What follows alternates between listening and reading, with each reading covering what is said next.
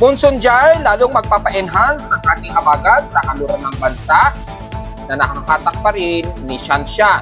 Asahan ang southwest monsoon na nakahatak dito, ramdam na ng mga taga-west portion sa Visayas at patuloy sa bahagi pa rin ng Mindanao. At nalalabi kasama na ang Central Luzon, Metro Manila at ang buong Southern Luzon, patuloy pa rin magkakaroon ng mga cluster na kaulapan at kalat-kalat na pag-ulan. Epekto pa rin ng southwesterlies inflow. At Typhoon Shanshan, bahagya pang pumilos, pakanlurang bahagya na lalapit sa bahagi ng katimugan ng Japan sa Kagoshima, Japan.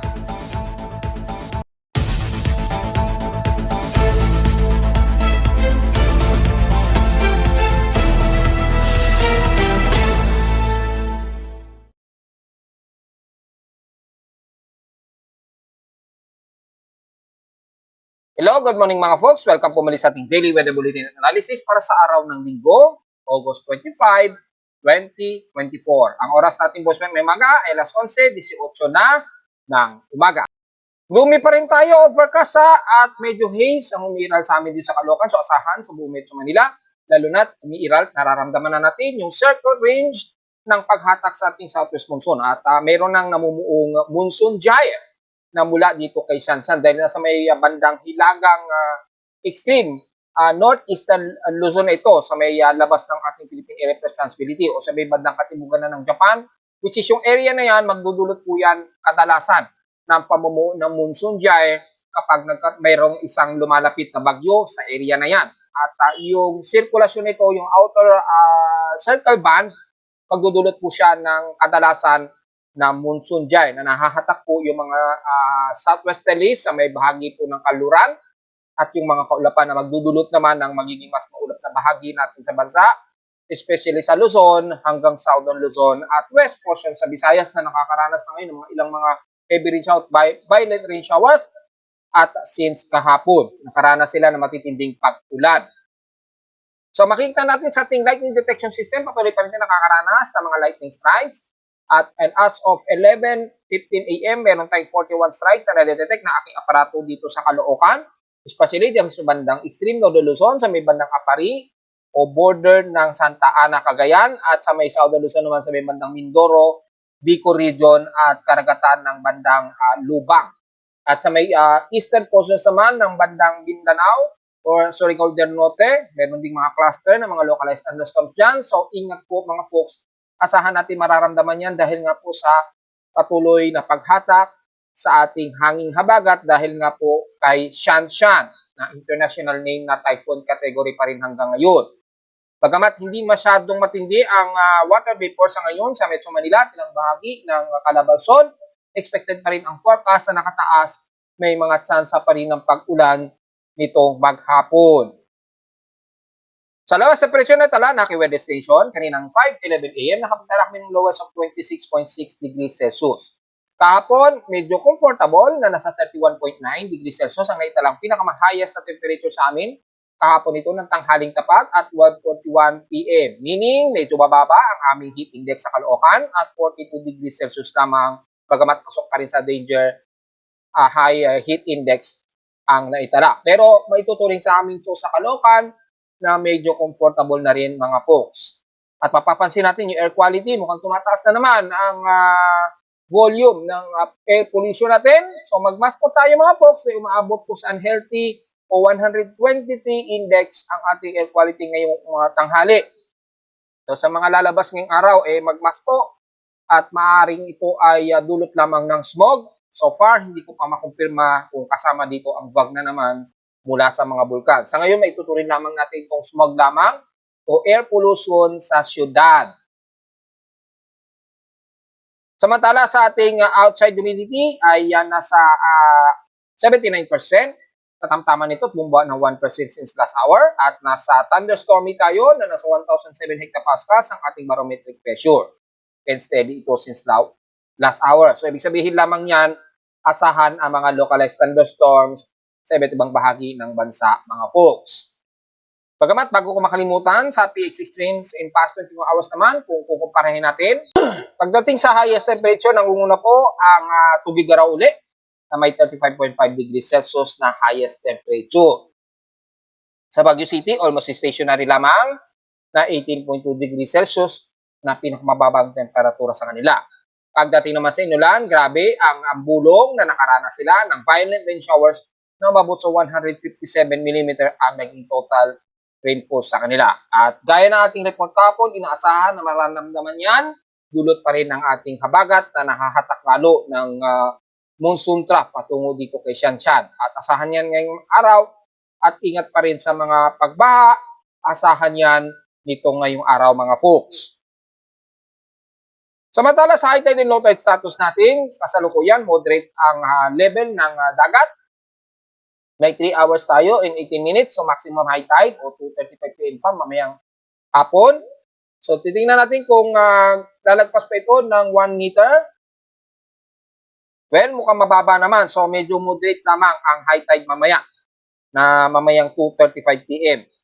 Na 0.6 meter lamang ang taas nito. So, since moderate lamang ay wala namang magiging problema tayo maging sa pag-alon at sa magiging pagtaas ng tubig mayamang hapon. So, sa ating almanak, sumikat ang haring araw kaninang 5:43 AM at inasang lulubog ito mamayang 6:12 PM naman. Ang ating 65% illuminated na lang po na warning gibbous na liwanag ng buwan. Sisikat naman ito mamayang gabi na ng 10:28 PM at kinabukasan na ng umaga ng 10:47 AM naman ito lulubog. At sa ating local weather outlook para ngayong linggo hanggang bukas na ng Lunes, asahan ng partly cloudy ang ating maghapon at mga localized thunderstorms, ganun din bukas ng Lunes na naglalaro sa 90 to 94% chance ang pag-ulan. So expected po ang mga kalat-kat na pag-ulan na lalo na sa katimugang bahagi ng bansa at sa parting kanluran na mas mararamdaman ito. Highest and lowest temperature expected ay nasa 31 to 32 degrees Celsius and lowest temperature expected ay nasa 26 to 27 degrees Celsius.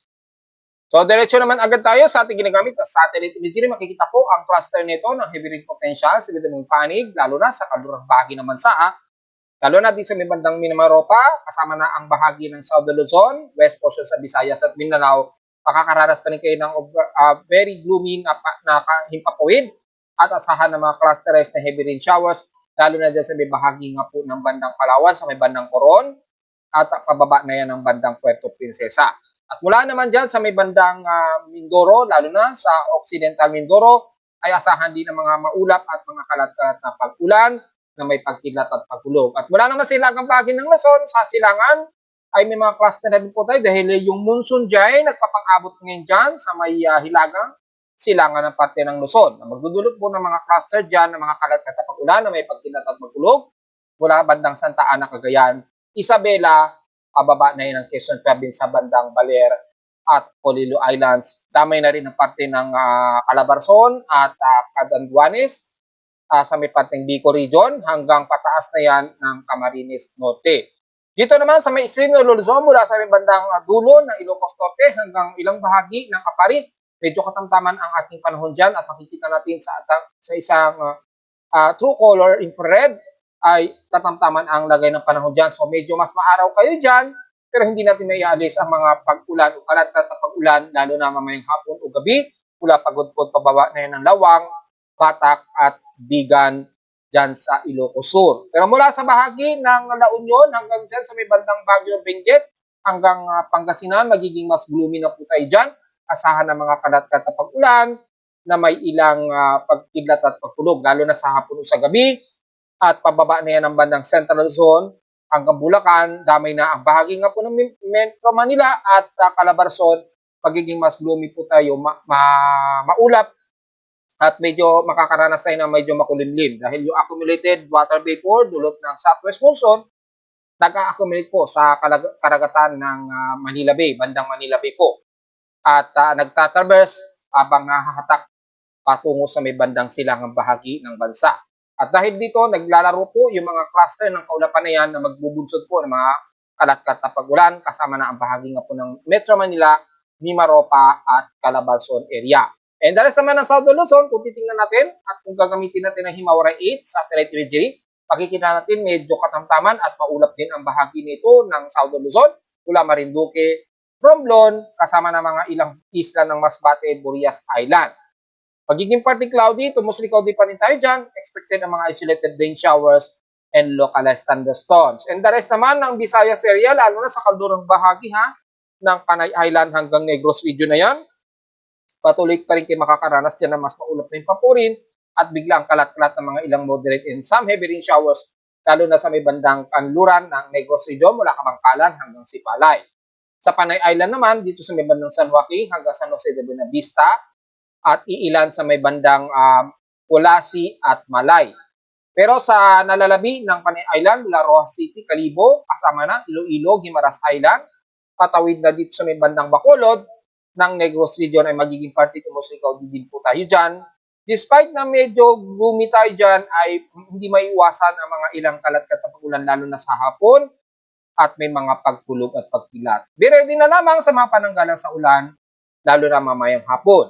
At sa Central Luzon naman ay magiging katamtaman tayo dyan, pero anytime magkakaroon ng mga partly cloudy to mostly cloudy ang bahagi ng Cebu area, pababa na yun ang bandang Siquijor, kasama na ang Tagbilaran City, Panglao at the rest ng Bohol region. Magiging katamtaman tayo dyan. So, expected ng ilang partly cloudy, ang medyo iiral. Isolated rain showers lang din ang iiral, lalo na mamayang hapon. Kasama na ang bahagi po ng Leyte, mula dyan sa bahagi ng Tacloban, pababa na yan ng Maasin. Medyo mas katamtaman din tayo dyan, mga ilang partly cloudy. So, medyo mas maaraw ang inyong tanghali dyan, mga folks. Pagdating naman ng Eastern Samar region, medyo gloomy tayo dyan, lalo na sa may northern part ng Lawang dyan sa may bandang Northern Samar, pababa na yun ng Archete hanggang dito sa may bandang Dolores at bandang Hinatuan, sa may bandang Taft, ay magiging overcast and gloomy tayo dyan. Asahan din ng mga kalat-kalat ulan na may pagkilat at pagkulog po, lalo na sa hapon o sa gabi. So, be ready na lamang po. At least, medyo magiging makulimlim lamang tayo dyan at hindi masyado direkta ang sikat ng araw. Iwas na lamang o ingat na lamang sa mga posibilidad na biglang buhos ng ulan dahil asahan po may mga magkakaroon ng mga ilang clusterized na heavy rain showers at asahan ng biglaang buhos ng downpour ng rainfall. So, kasama na parte ng Bicol region. Kanina-kanina, nabanggit na natin yan, ang buong bahagi ng mula Iriga hanggang Legazpi, Sorsogon, magiging gloomy rin tayo dyan. Asahan din ang mga scattered rain showers. And the rest ng Mindanao area, kagaya kahapon, magiging gloomy pa rin tayo dyan dahil po yung hatak sa southwest monsoon dyan, sa area na yan, patungo sa direksyon ni Shanshan ay patuloy pa rin umiiral dyan sa katimugang bahagi ng Mindanao. At makikita natin mula sa bahaging northern Mindanao at eastern at western part ng Mindanao, lalo na sa Zamboanga Peninsula, patuloy pa rin nag-gloomy kayo dyan at asahan ng mga biglaang moderate and some heavy rain showers, lalo na sa Zamboanga Peninsula, sa katimugang bahagi nito ng Kabasalan, Siocon, hanggang Zamboanga City. Tamay na ilang isla ng Basilan at Ulusulu, at dito naman sa may silangang bahagi naman ng Mindanao mula Surigao del Norte, Surigao del Sur, Caraga, hanggang dyan sa may bandang Compostela Valley na po. Bahagi ng Davao Oriental, medyo magiging overcast and gloomy rin tayo dyan. So, makakaranas din kayo ng mga ilang kalat-kalat na pag-ulan na may ilang pagkidlat at pagkulog all the way sa ilang bahagi dyan sa may bandang Malay-Balay, Bukidnon. The rest ng South Southern area ay magiging katamtaman din tayo dyan. So, mga partly to mostly cloudy din tayo, hindi maiiwasan ng mga isolated rain showers and localized thunderstorm, lalo na sa pababa ng Coronadal, General Santos City hanggang Sarangani na po. So, medyo magiging useful po ang inyong mga payong dyan dahil bukod sa magiging isolated ang mga pagkalat-kalat na pag-ulan, may mga chances po na biglang magkakaroon ng heavy rain showers lalo na sa apektong bahagi ng southwest monsoon inflow na nahahatak. So, generally, overcast and gloomy ang kalimitan na mararamdaman nating weather system sa bansa dahil nga po sa epekto ng monsoon gyre sa hilagang silangan ng Luzon at hatak naman sa ating habagat mula rito sa kanlurang bahagi ng bansa, kaya magdudulot po tayo ng mga ilang kalat-kalat na pag-ulan. At inaasahan nating lagpas sa 50 mm na naman ang maranasan ng mga kababayan natin, lalo na sa kanlurang bahagi ng bansa. So, kamustahin naman natin ang lagay nitong si Shanshan gamit ang ating tropical cyclone sector. At as of 11:15 AM, nanatiling nasa 120 km per hour ang kanyang maximum wind speed in 1 minute average at stable sa 150 km per hour ang kanyang wind gust o yung bugso ng hangin. Pero yung kanyang central air pressure ay nasa 974 hectopascals na lamang. So, nanatili pa rin siyang Category 1 typhoon at hindi pa rin nagkakaroon ng pagbabago yung kanyang wind speed. So, almost stationary siya ngayon since past 24 hours. At kung papansinin natin sa ating satellite imagery, ay namataan ito ngayon sa layong 1,765 km. Hilagan silangan ito ng Itbay at Batanes. At kitang-kita naman sa ating measurement sa satellite imagery. At yung malawak na outer circular band nitong si Shanshan nagdulot po ng monsoon gyre hanggang dito sa may bandang isla ng Okinawa Islands. Ayan o, malaki. Malawak yung kanyang monsoon gyre system ngayon. At sumasabay sa paghatak ng ating habagat dito sa kanluran ng bansa patungo sa pinaka south quadrant nitong si Shanshan. Yung epekto niya, magdudulot po ng mas maulap na himpapurin dito. Kaya nga po, mayroon tayong tinatawag na monsoon enhancement circle. At nakita naman natin yung area na posibilidad na nahatak nito. At kitang-kita naman sa animation ng satellite imagery gamit ng true color. Kitang-kita naman yung paghatak at pagdudulot po ng monsoon gyre inflow. At dahil nga po sa humihilaga pa rin itong si Shanshan, at kumikilos ito pa northwestward na po patungo sa direksyon na ito ng bandang Kagoshima. At kung pagbabasehin natin yung kanyang tropical cyclone track primary, kumikilos ito pa northwestward, yan, pa northwestward sa bilis na 24 kilometers an hour. At patungo nga po ito sa direksyon ng bandang Kagoshima, Japan. At sa loob pa rin ng at least 60-hour period, may maliit na chance pa rin siyang umabot sa pinakamataas na cyclone category na super typhoon. Pero uncertain pa rin kung aabot siya sa ngayon ha.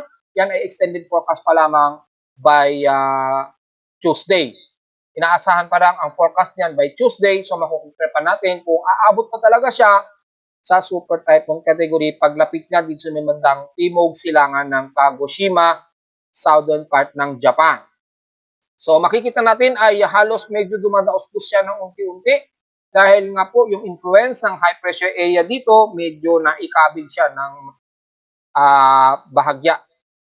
Medyo lumakas kasi yung high pressure area dito so medyo naitulak ito ng husto dito yung magiging track niya. Kaya medyo napadaos-dos yung ganyang paggalaw. Supposed to be medyo pa north-northwestward pa at patungo sana ito ng bandang Osaka. Pero makikita natin, pinipilit pa rin niyang mag-twist o pumihit pasilangan paglapit niya ng timog silangan ng Kagoshima, Japan sa Martes. Yan yung approximate forecast time ha. Mabasa naman natin sa oras natin sa Pilipinas. Tropical cyclone na converted sa oras sa Pilipinas. Inaasahan daw itong magiging super typhoon. Malamang madaling araw ito ng Martes, yan, August 27 or maaring sa umaga na. So, depende yan sa magiging galaw at bilis ng kilos niya. At inaasahan na nga po, by Wednesday, ay posible na itong maglandfall dito sa bahagi na ito ng bandang Kochi o Tokushima sa may bandang southeast ng Japan. So, tingnan na naman at mga Pilipino, medyo maghanda pa rin tayo. Although, napaka-high-tech naman ang technology ng Japan, so hindi naman magiging masyadong concern sa atin. At alam kong ma-advance na silang mag-declare ng suspension ng mga biyahe ng mga tren nila at ibang transportation. Ganyan po ka-advance kasi sa Japan. So hindi tayo masyado magiging concern gaano. I-embrace na lamang nila yung impact kapag nag-landfall nga po dito sa bandang Southeast Japan itong si Shanshan next weekdays. Probably mga Tuesday na nga po ito o Wednesday.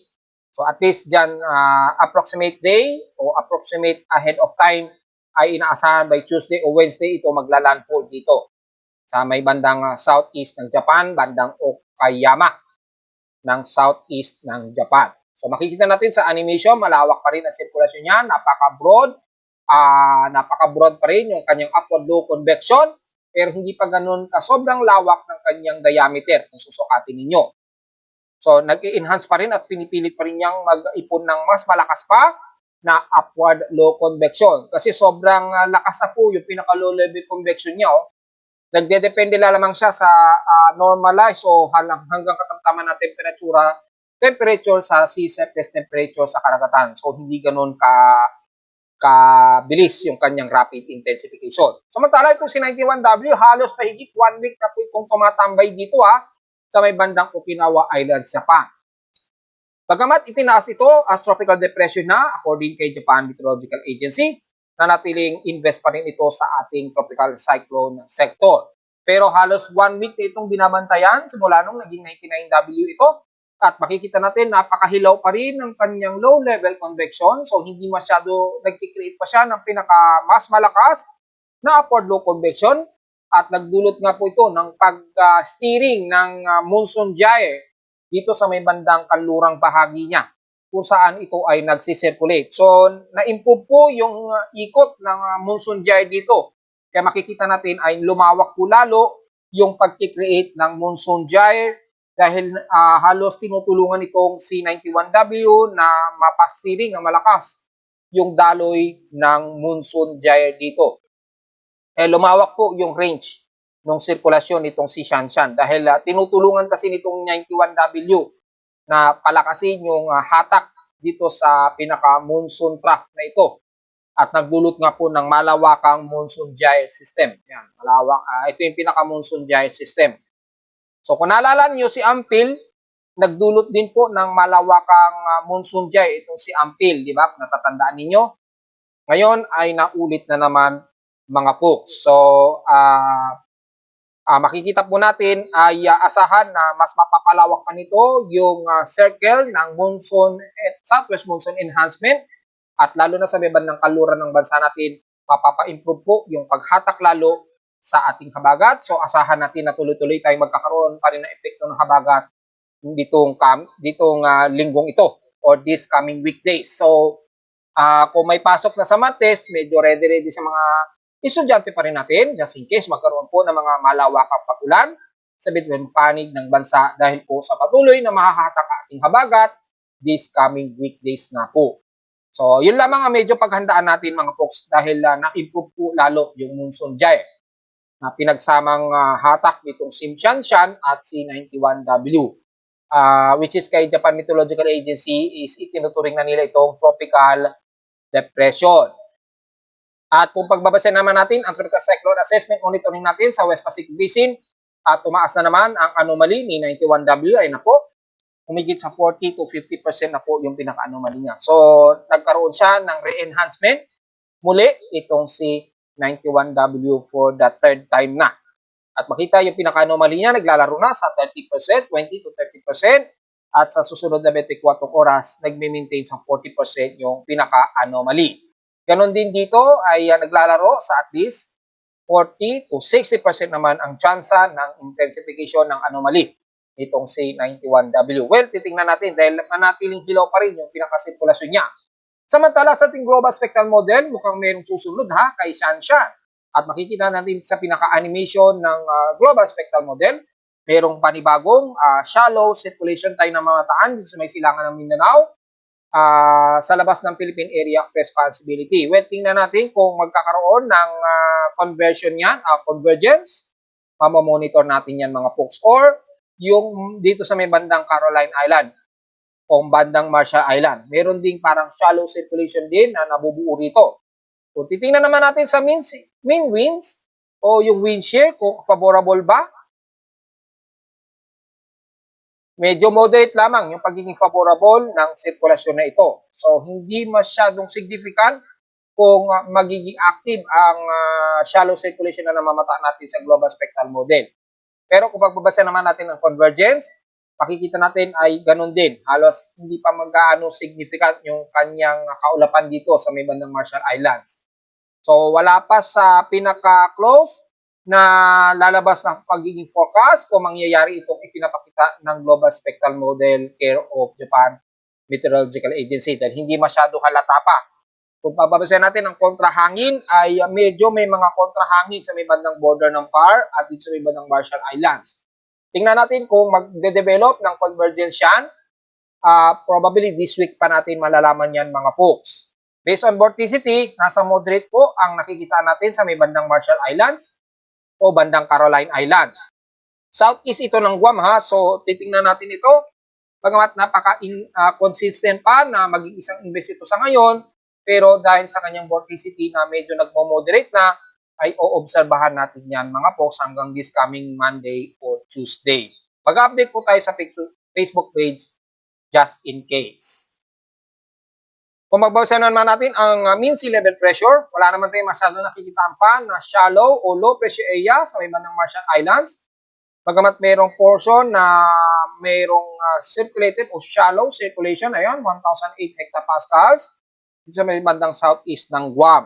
Probably ang extended forecast yan starting August 27, 2024 pa. So probably mga Tuesday o Wednesday pa natin talaga makukumpirma itong isang shallow circulation sa may southeast ng Guam kung tuluyan itong magiging invest. Well, baka bukas po na Monday, maghapon, malalaman natin kung magiging significant yan. Pero sa ngayon, hindi pa natin maituturing yan na isang possible invest candidate.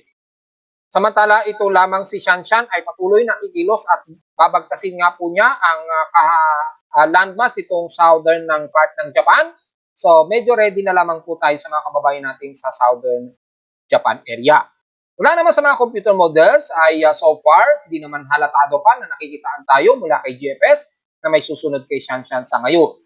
Probably bukas siguro or by Tuesday, malalaman natin kung meron ng susunod dito sa may bandang southeast ng Guam na nakita natin dito sa pinaka mean wind forecast o mean wind analysis. Sa SMWF, ganun din, halos si Shanshan lamang ang nakikitaan natin dito at mukhang wala namang masyadong nakikitaan pa hanggang this coming Wednesday, mga folks. So hanggang this coming Tuesday, mukhang wala tayong inaasahan na sama ng panahon na susunod kay Shanshan at halos hindi pinapakita itong C91W na nag-enhance according sa computer models. Ganon din kay NavGem, wala rin. Bukod tanging yung habagat lamang ang medyo lumalakas ng bahagya na magpapaulan po na matindi sa kanluran ng bansa at makikitang damay po ang Metro Manila. So, puro habagat lamang ang kadalasan na mararamdaman natin these coming weekdays. So, medyo ready na lamang po sa mga posibilidad ng mga pagbaha natin, lalo na sa papasok simula Martes po this coming weekdays. Kumusta naman natin ang near real-time vegetation and drought sa bansa? Makikinatan natin since August 23, 2024. Kaunti lamang ang naging pagbuhos ng ulan. Pero malalawakan ang naging pag-ulan po dito sa bahagi po kasama ang parte ng Bataan, Pampanga area. At dito naman sa may silangan, bandang Baler at Quezon Province. Sa may bandang Calabarzon naman, dito sa may bandang Laguna, Batangas area. At sa may bandang Mimaropa naman ang bahagi ng Mindoro at dito sa may bandang Hilaga ng parte ng Palawan sa may bandang Coron, Palawan. Ilang bahagi sa may Camarines Norte at sa may bandang Ilocos Sur ay medyo mataas din ang naging pag-ulan dyan. Maabot ng mahigit 80 to 90 mm ang approximate na naging total rainfall at ilang bahagi din ng Visayas area at Mindanao. So medyo cluster po ang naging pag-ulan po.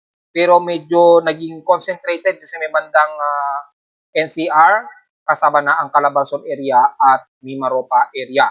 Sa monthly rainfall stock natin, mataas po ang volume ng naging pag-ulan sa may bandang Mimaropa na nga po, Calabarzon, kasama na ang Metro Manila at dito sa may bahagi nga po ng kanluran ng Zambales or bandang Angeles, Pampanga area. Sa norte naman, ang bahagi po ng Ilocos Norte at ilang portions ng Cordillera Administrative Region, dyan ay medyo mataas din ang volume ng pag-ulan na lumalagpas mahigit sa 80 to 90 mm ang total rainfall. So mukhang nagpaparamdam na unti-unti ang pag-usbong ng La Nina, base na rin sa nakikita nating monthly rainfall stock. Mataas na naging volume ng pag-ulan, unti-unti. So mukhang nagpaparamdam na po ang La Nina. Next month, diyan natin malalamdaman ang tuluyan ng pag-usbong ng La Nina mga folks. So medyo i-ready na po natin ang mga sarili hanggang sa bago matapos ang taon. Expected na medyo lalaki ang volume ng mga pag-ulan natin sa bansa bago matapos ang year 2024. Samantala sa Ulat Lindol, mukhang malinis naman ang ipinapakita ng aking seismograph ngayon dito sa amin sa Caloocan. So walang mga medyo malakas ang pagyinig na nade-detect ang aking aparato so far. Pero sa data feed naman ni P-Box sa mga shortwave na seismograph nila, mukhang wala ring namataan na magnitude 4.0 pataas since 12 AM. Pero may mga at least magnitude 3 o magnitude 2 ang mga nade-detect na marami-rami ang naitala dito according sa data feed ni PBOX. Internationally, mula sa ating real-time world seismic monitoring, mukhang halos magnitude 4 lamang ang namataan dito so far. Kalimitan, bandang Mexico ito, Indonesia, yan. So, mostly Mexico and Indonesian Peninsula ang medyo niyayanig ng magnitude 4.0 since kaninang madaling araw. At kung titingnan naman natin ang total earthquake sa bansa for the month of August, so aabot na ba ng mahigit 1,200 earthquakes? So kung titingnan natin dito mga folks, for the month of August, ay nasa 1,227 earthquakes na po. So nahigitan na po ang total earthquakes natin last month ng July 2024 na po. Mas mataas na po ang bilang ng total earthquakes natin for the month of August 2024. At since may isang linggo pa tayo, asahan pang aabot yan sa mahigit 300 total earthquakes mga folks. Kapag nangyari po yan, posible pang mahigitan ng mga nakaraang buwan na mga total earthquakes natin. 1,160 dito is magnitude 2.0 pataas, 61 sa magnitude 4.0 pataas, at 4 sa magnitude 5.0, at nanatiling 2 ang ating magnitude 6.0. So mukhang ito na ang lumalabas sa pinakamaraming naging naitalang paglindol ngayong taon, baka nitong month of August. Di ba, may nag-request sa akin kung gagawa ako ng significant bar graph para sa mga total earthquakes na mga nagdaang taon from year 2018 hanggang kasalukuyan, kung aling mga taon o month ang may pinakamaraming naitalang earthquakes sa bansa. Well, gagawan po natin yan. Huwag po kayo mag-alala. Dahil hindi biro po ang mag-scripting kapag kaganyang mga sophisticated na po na mga graphing. Kasi yung data niyan na mga nagdaang taon, ang dami po, ang laki ng mga file size niyan. So, tingnan natin, pag-aralan natin kung kayang i-integrate at titingnan natin kung mami-minimize natin. Ang importante, makagawa tayo ng bar graph mula noong 2018 hanggang kasalukuyan. Tapos magkakaroon ng parang bar graph para sa historical earthquakes at malalaman natin dito kung aling mga taon ang may pinakamaraming naging paglindol between magnitude 2.0 hanggang more than magnitude 7.0. Maganda idea yon mga folks. Para bukod sa may makikita kayong mga historical earthquakes natin kung ilan ang total, nakikita rin natin yung assessment o summary ng mga pinakamaraming naitalang mga paglindol kada taon. Maganda po yan. Importante din yan at malamang gagamitin din yan ni PBOX dahil meron tayong sariling graph at simplified data para ma-assess natin kung anong taon po ang may pinakamaraming naitalang paglindol sa bansa. At tingnan na natin yung mga senaryo kung paano natin i-integrate yun sa isang graph. So, pag-aaralan ko pa mga folks at mag-update tayo dyan mga folks. Antayin nyo lamang mga folks para sa ating latest update at gagawa natin yun ng bagong graph. So far ay nasa 1,227 na po ang total earthquakes natin for the month of August at madadagdagan pa yan at posible pa nga humigit yan sa 300 earthquakes. Dahil may isang linggo pa nga po tayo bago matapos ang buwan ng Agosto. At narito naman ating 3D20 weather forecast para sa araw ng linggo, August 25, 2024.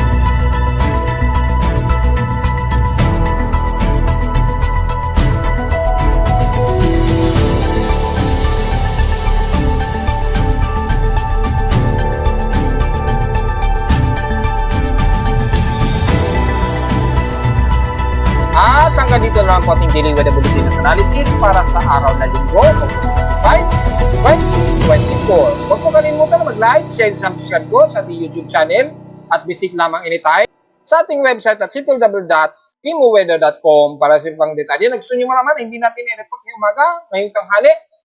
Sa ating report, almost stationary lamang na dahil lamang sa southwest monsoon, magdudulot tayong mga kalat-kalat na pag-ulan sa iba't ibang panig ng bansa, mga folks. At visit lamang sa aking website sa gustong malaman ang real-time dynamic events mula sa aking weather station sa Caloocan at sa data feeds mula sa iba't ibang weather agencies.